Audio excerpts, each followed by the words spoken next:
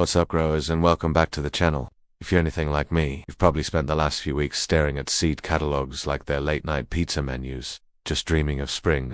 And that brings us to the million-dollar question, the one that keeps gardeners up at night. When on earth do I start my seeds? It's a delicate balance, right? Start too early, and by March you'll have 3-foot-tall tomato plants taking over your living room. Trust me, they make terrible roommates. They don't pay rent, they're super needy, and they attract all sorts of questionable friends, like fungus gnats.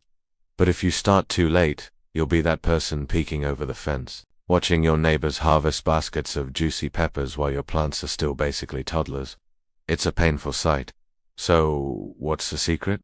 It's not some ancient garden magic. It's all about one crucial piece of information: your average last frost date.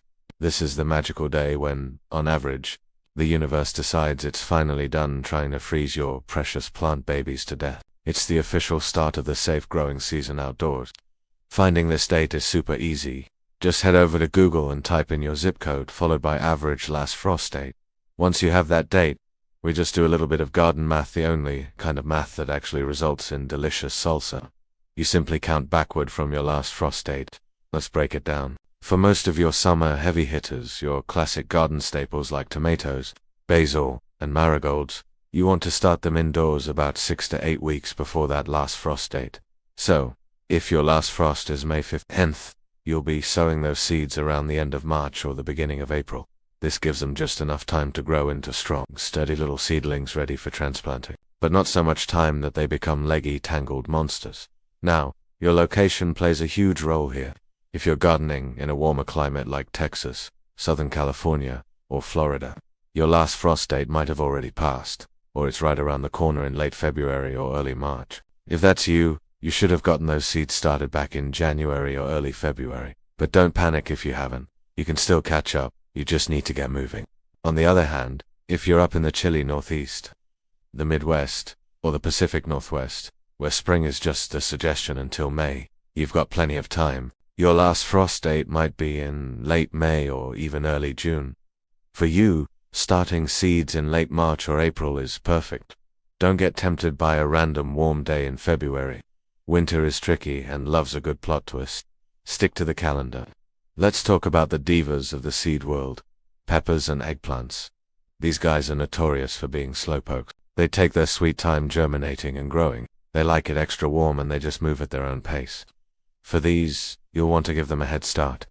Plan on starting them 8 to 10 weeks before your last frost date.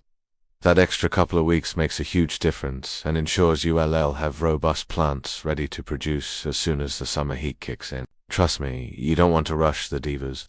On the complete opposite end of the spectrum, we have the sprinters of the garden: cucumbers, melons, squash, and zucchini.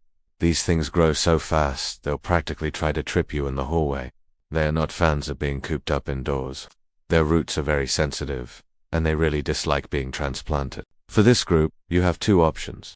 You can either give them a very short indoor start, only about 3 to 4 weeks before your last frost, or you can do what many gardeners prefer and just wait to sow them directly into the garden soil once all danger of frost has passed and the ground is warmed up. They're very independent and appreciate being left alone to do their thing. They're the "don't touch me" kids of the vegetable patch.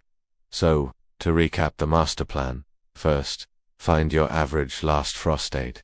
Second, grab your calendar and your seed packets. Check the back of each packet. It will usually tell you how many weeks before the last frost to start that specific seed.